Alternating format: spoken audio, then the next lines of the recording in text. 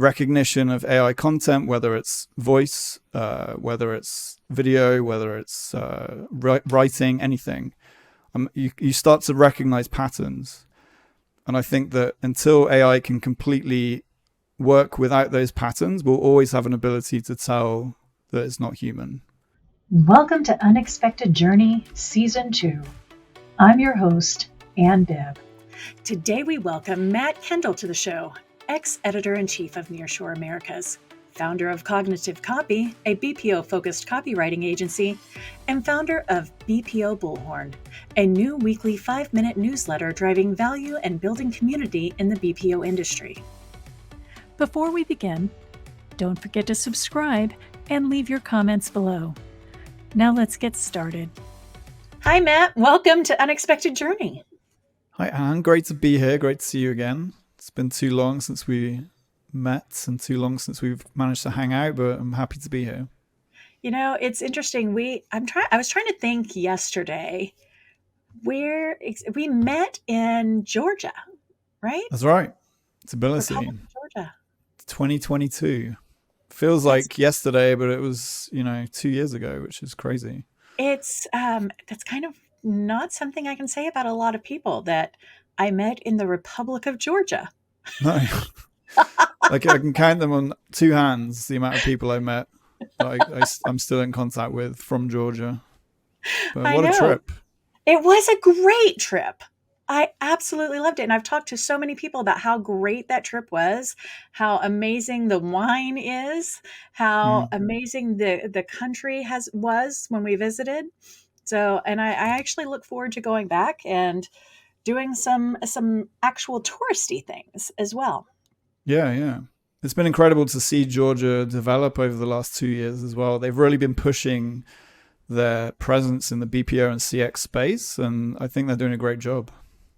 Speaking of BPO and CX space, you have a couple of things. You're really focused on that BPO space from a writing perspective. You, I think in our intro, we mentioned that you are the former editor-in-chief from Nearshore Americas. You are now have this newsletter, which I absolutely love.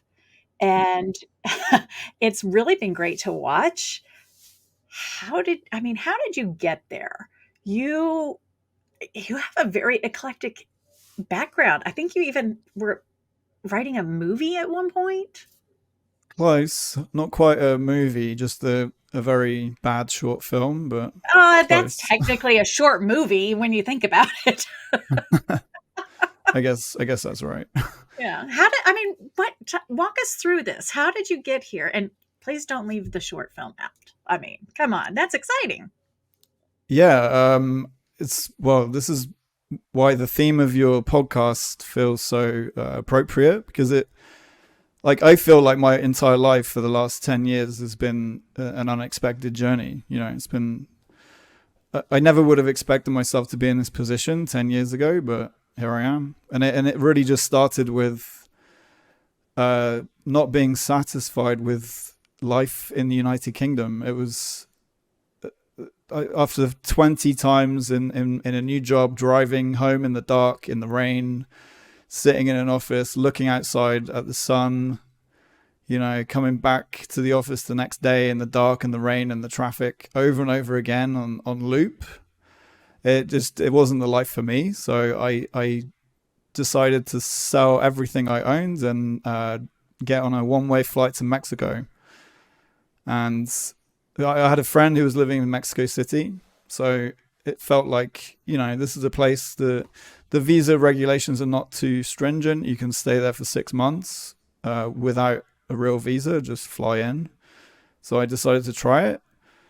And I ended up spending 5 years there, and it became my second home. And that's where I came from a background of software development, software integration, which I was kind of enjoying, but it became a bit dull.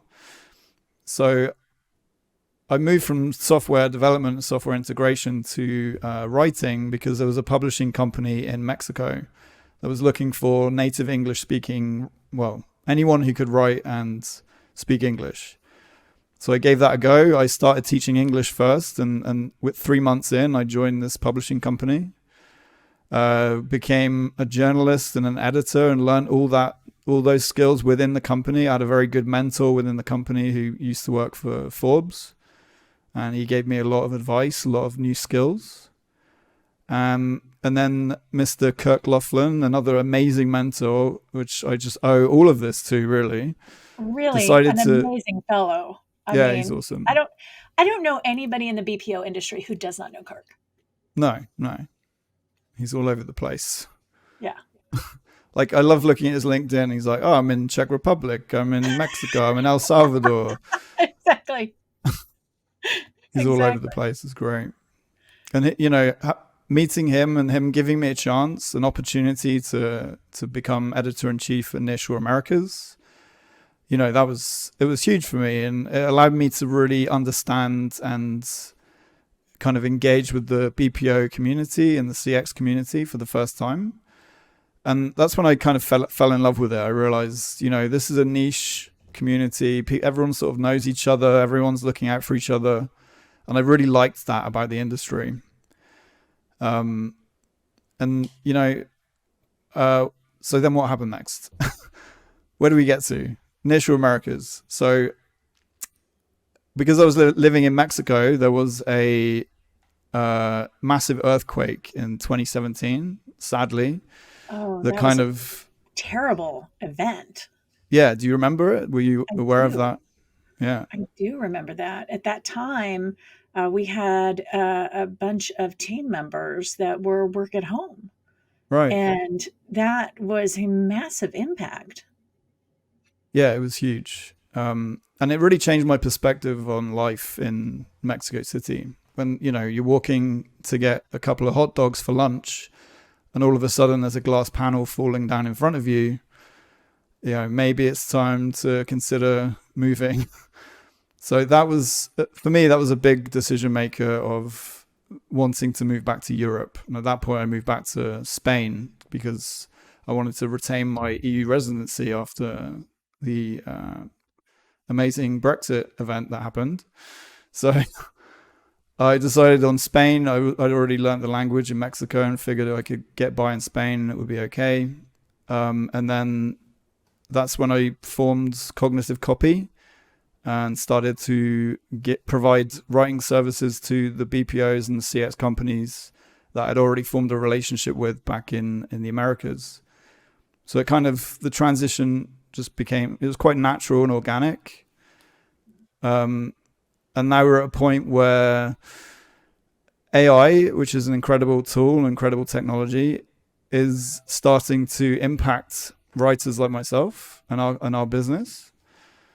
So I'm looking to start a new project really with BPO Bullhorn, which is offering a service that AI might not be able to do as well for some time, which is finding human written content, human developed content, and valuable content that's very specific to the industry that we work in. So we're, you know, and by curating that information and sending it out to our subscribers, I'm hoping to just provide value and save people time and ensure that they're not having to consume quite a lot of the AI content that's now polluting the internet. That's really interesting. And it kind of ties into, was it last year, the SAG-AFTRA shut down because one of the big concerns that they had was around AI, from the images and the writing and the impact on the writers. So I find it interesting that how it's impacting you as an individual at Cognitive Copy and what you're doing to pivot and pull the human back in. Yeah.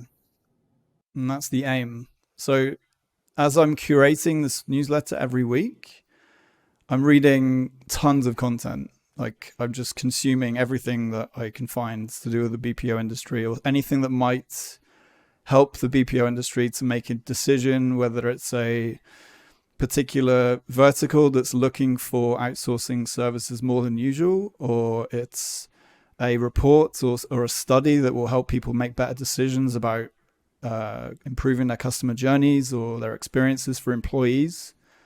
All these kinds of pieces of information that are compiled by human experts, I'm trying to bring all of that into the newsletter and deliver it straight to people so that they don't have to go out looking for it. So,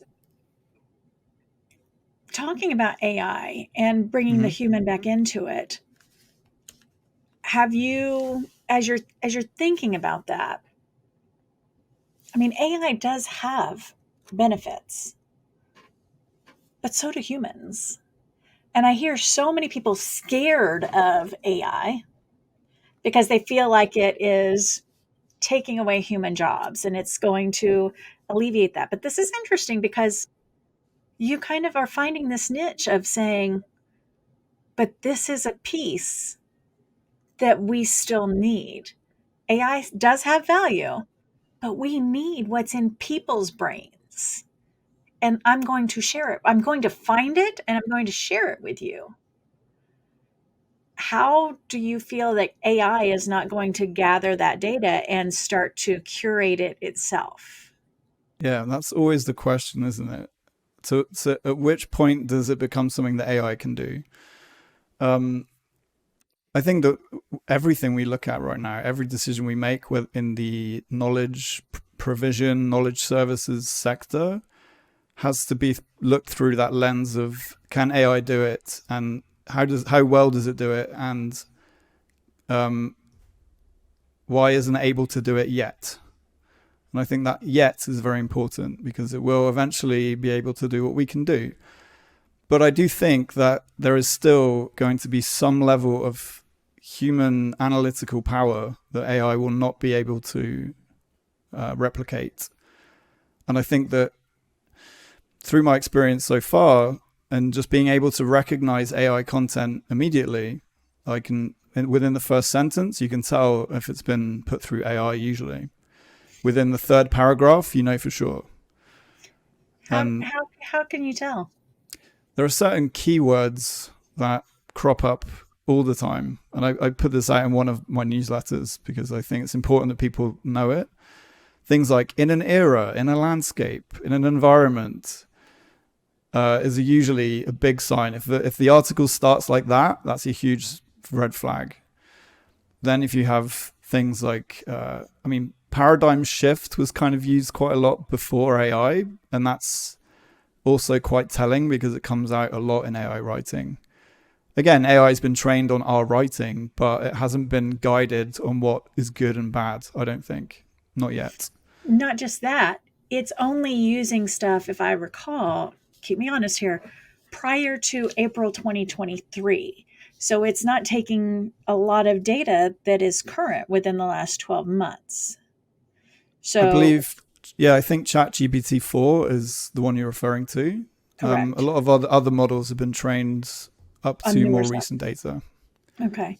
But that is a huge factor. If it's pulling information from old items, then that's not helpful at all. No, when you're thinking about statistics and research, then not at all. No. I think that a lot of companies are starting to realize that if you use an AI chatbot or an LLM, large language model, you're able to produce written content very quickly, very easily, and very cheaply. However, that novelty and I call it a novelty for now because it's so new and people are just getting used to it. That novelty is causing a lot of material to be put out that is just subpar. It's not interesting. People are going to switch off and it doesn't have any kind of distinction from one company to another. So if you're using AI content without a human editor who knows what AI content looks like, then you're risking sounding like every other competitor on the market. Ooh, you don't want that. No one wants that. We don't want to lose our human voice. This has always been a human industry. It's always been about the people on the front line at every level of the company. If we start to have been about the people. Yeah. That's what it's supposed to be about. Yeah. But there have been a lot of situations, especially as these tools come into play, that the people start getting lost. Mm. And that's where having this view and this component and this thought of the human voice is really intriguing, because we do there, like I said, there is value in using these tools and using AI and having the analytics quickly. There are things that a computer and a robot can do so fast, faster than a human brain can do. However, our human voice, our human empathy and compassion, when we're listening to individuals, that's the piece that's lacking. Now, I hear people say all the time, oh, it's getting there. And we will be able to get these computers to be able to do this in the future. But that's the piece that I feel like humans still are always going to be needed for. Yeah, I'm on the same page. I truly believe that AI will get to a point where it will be almost indistinguishable from human. Yet, I think and I believe in a concept called AI fluency, which is there's one way to look at AI fluency, and that's understanding what AI is capable of and how to integrate it into your business. But I like to look at AI fluency as more of a comprehension piece. So the ability for humans to understand whether they're dealing with an AI or a human. And I think that as we get more exposed to AI, our skills to be able to recognize it will continue to improve. Because that's happened to me. It's happened to me in the last year. I've been able to improve my recognition of AI content, whether it's voice, whether it's video, whether it's writing, anything. You start to recognize patterns. And I think that until AI can completely work without those patterns, we'll always have an ability to tell that it's not human from now. As a customer, as a layman, as an individual who's on the receiving end of this content that they're taking in, thinking that they're reading something that is from an expert, is there some advice or any guidance that you can give to say these are the things you're looking for to know that you're reading something that's not from that human? I think the best advice I can give is to use the tool yourself. Go and sign up to ChatGPT and ask it to write things and see what comes out.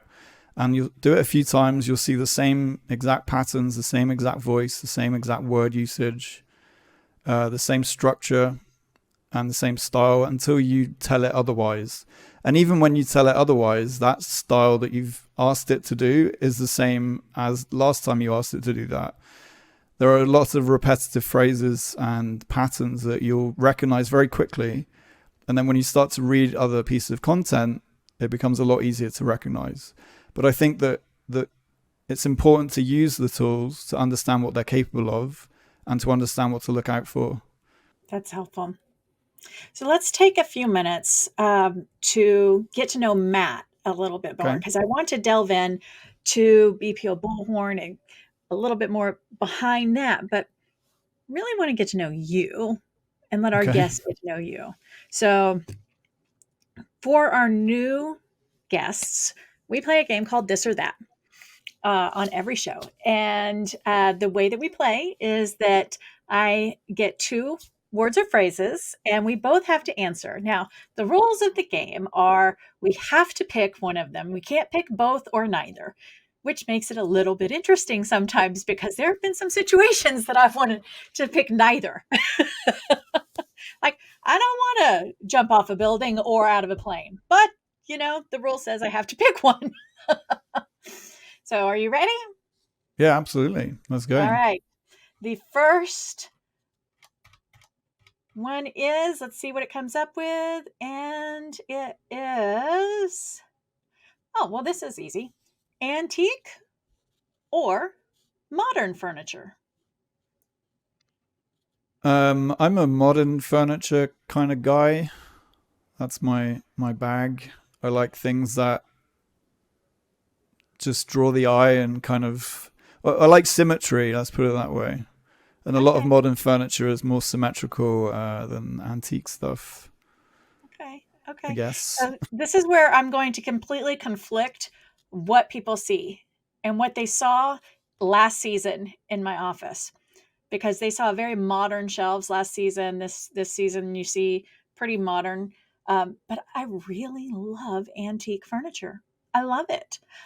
I don't buy it, and I don't have it in my house because I can't afford it. But I love it. I think it's gorgeous, and I think the history behind it is just amazing, and knowing that it's been there for sometimes hundreds of years and it's held up. I mean, this modern stuff that I have, I know that it probably won't last to, be able to pass down to my kids, but knowing that some of this furniture was built to last and is hundreds of years old is amazing to me. So I buy Hey, modern furniture because I can afford it, but I love antique. So I'm going to go with antique. well, I think you win that round with your passion for furnishings. There's no winner or loser here, Matt. It's Oh, there is just in this case. You're a clear winner, Anne. Come on. all right. What's next? Next question. What are we going to get? Oh, this is a good one. Call or text? That's pretty difficult. It totally depends on the situation, surely. But One you or have the to other. pick one. You have to pick one. If I could never use one again and I had to use one forever, Yeah. Although I agree with you that it depends on the situation. I absolutely agree. I But think you have I'm to pick one. sorry. I think I'm old school then. I'll go for call. I'd much rather have a quick chat with someone on the phone for the rest of my life than have to look at a phone and use my thumbs. And even just thinking about texting kind of bothers me right now. So yeah, I'd go for voice call. So I have to say, I am actually a little bit torn on this one. There's something about texting that you have the documentation of what they said. So you're like, oh no, you absolutely did say this. I have the proof. Well, that implies that you're getting a lot of arguments, Anne. What's going Have on? you met my kids? No, you haven't. I have Okay, three fair 20 point. somethings. 25, 26, and 27. I absolutely have a lot of those. That said, I also have thousands of text messages and I hate it. It drives me crazy. Mm. Those spam messages, those code message. If I could go another day without having a text message, I would be fine with it. I'm right there with you. I would much rather just have a quick 3 second, 30-second phone call and be done with it. The back Hmm. and forth. Exactly. And how So, much time do you think we've all wasted on correcting autocorrect? oh Lord. Like, With I'd app- say a year of our lives, probably. oh, and the voice to text. Some of those errors are hilarious. Like you try to do like the nice mesh between a call and a text by using voice to text, and it gets half of it incorrect. Yeah. So then you've just actually taken longer because you have to go correct all of the errors before you actually text. Well, I'm sure AI will save us with AI that. will save us all. All right, one more. Are you ready? Yeah, let's do it. And the last one is Monopoly or Scrabble. This is I an was easy one hoping for it. you. I was hoping it would be chess. Um, that is actually quite difficult. Really? Is it? Oh, I Yeah, thought you were going to be a Scrabble guy all the way. I like the competitiveness of Monopoly, but I also like the wordplay of Scrabble.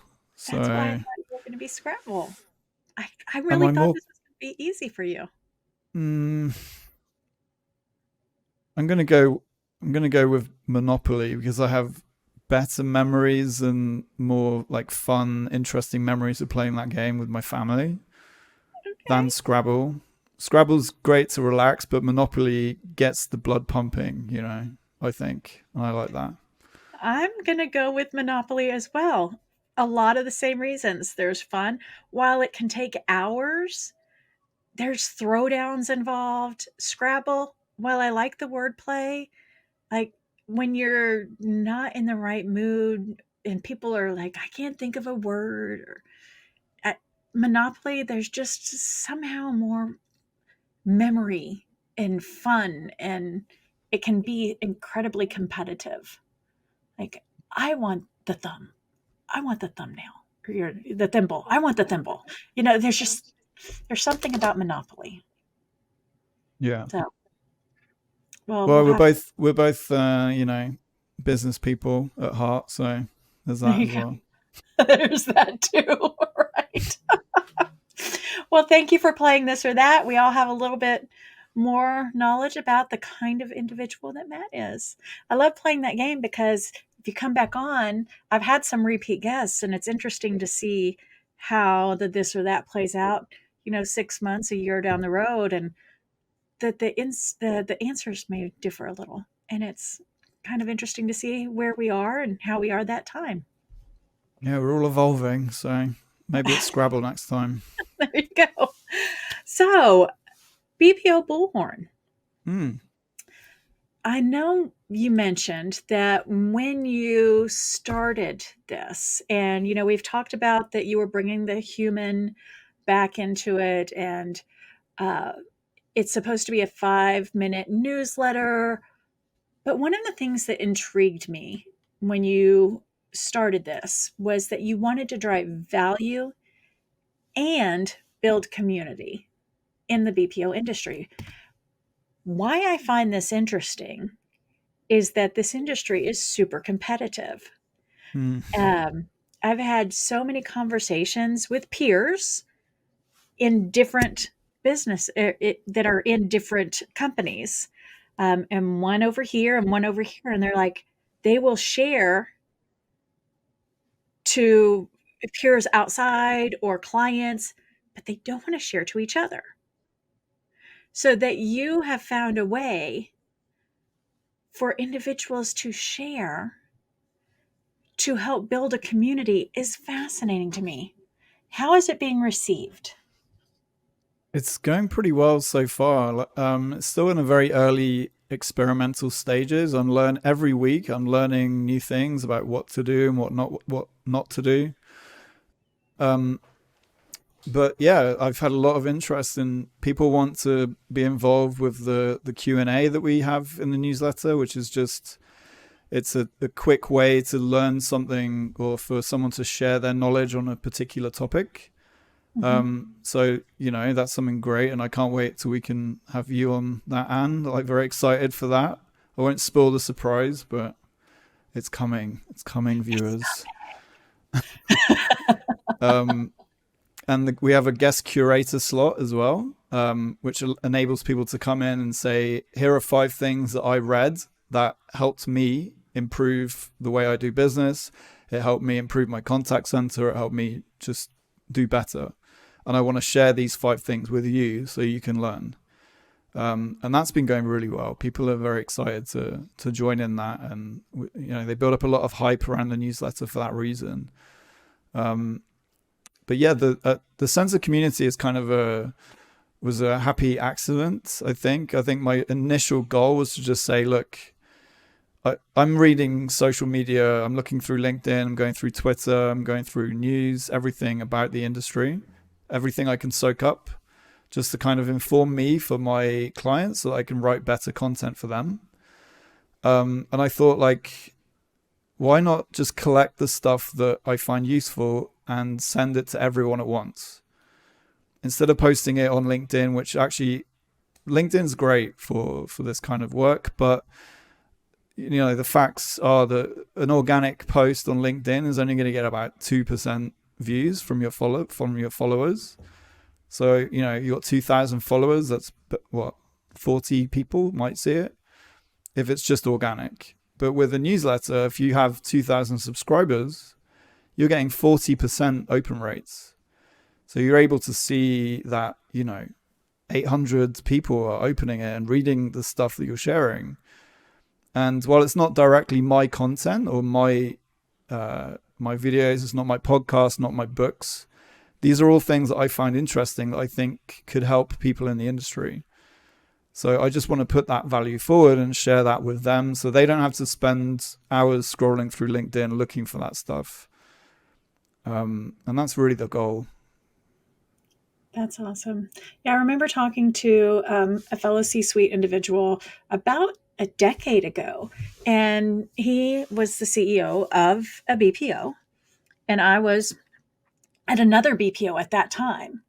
And we were talking, he said, I'd really like it if we could get a lot of us in a room together and just be able to talk without worrying about competing against each other.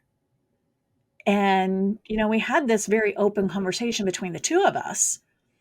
But anytime anybody else would join, it was a wall would go up as soon as that conversation opened.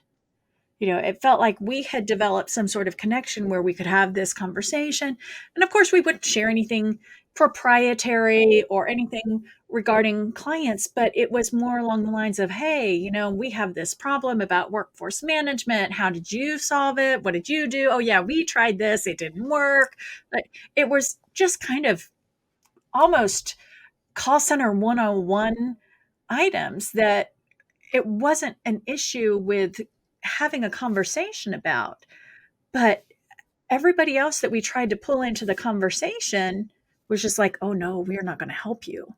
We don't want to talk about that because even though it seems simple and like call center 101, if we have this conversation, then we might be giving you a leg up and we want you to fail so that we succeed. And it just didn't feel helpful or like we were building a positive community. So again, that you're able to, even if it's a happy accident, able to do this is just incredible. Well, yeah, I hope so. I mean, it would be great to see more guest curators and more people in the Q&As to share their knowledge and experience. I think why not learn from each other, especially in a time when it's so uncertain with technology. Again, like it seems that every conversation is about AI, and I don't want to be that person who always brings it up, but it's kind of impossible not to talk about it right now. I think that, with Klarna recently laying off 700 people and replacing 700 people with an AI who could do 700 people's work, that's a big sign that something could be up. And also with Teleperformance, the stock dropping for like the most it has in decades. It's something is afoot. Something's amiss. Yeah. So now is the best time than any, really, to learn from each other, to get through this together, I think. And having that space to share knowledge is, a happy accident, but I'm glad that you think that it's a good idea. Can't we all just get along? Exactly. Yeah. Nice in the sandbox. I mean, it's a $700 billion industry. There's enough business to go around. Yeah, exactly. Let's all have a piece. Exactly. So Matt, as you're looking for guest curators and what type of things are you looking for people to provide, and what type of content would be for individuals that are out there thinking, oh, I wonder if I would be a good person to reach out to Matt? What types of things are you looking for to contribute to BPO Bullhorn? So anything that the curator feels can provide value to a BPO audience. So, for instance, you could have just an article that you read about leadership that changed your view on leadership. Or it could be a book that had an impact on the way that you approach customer experience and customer journeys. Or it could be a video or a report about how employee experience could be improved, something that offers value to our audience. We only ask for 5 links, so you only need to find 5 things that have provided value to you as a business leader or a member of a BPO organization. And then just write a tiny bit about why you chose it, and we're good to go. It's very, very simple. The important thing is that we don't self-promote. That's the only kind of rule that You can't promote your own book. No, not allowed. Good to know. Yeah. So you're getting a platform to speak to your peers and say, look, here are some things that I think you should look at, and if you want to get in touch with me to learn more, then feel free. But we can't just say, here's my book, I'm amazing. That's not allowed. That's actually really interesting, because I have talked to so many authors over the last year and actually have many of their books. So I'll be reaching out to you myself and letting you know some of the amazing authors, and potentially even sending you their way so that you could talk to them as well. That would be great. Along those lines, if somebody wants to reach out to you to be a part of BPO Bullhorn or any other reason, how do they get in touch with you? The best way would be through my website, which is cognitivecopy.com. That link is down here, guys. Okay. On the website, there is a link at the top of the page for the newsletter where you can sign up for BPO Bullhorn. And in there is a lot of information on how to get in touch with me. Failing that, you can find me on LinkedIn. Link below, I guess. Yep, that's right here too.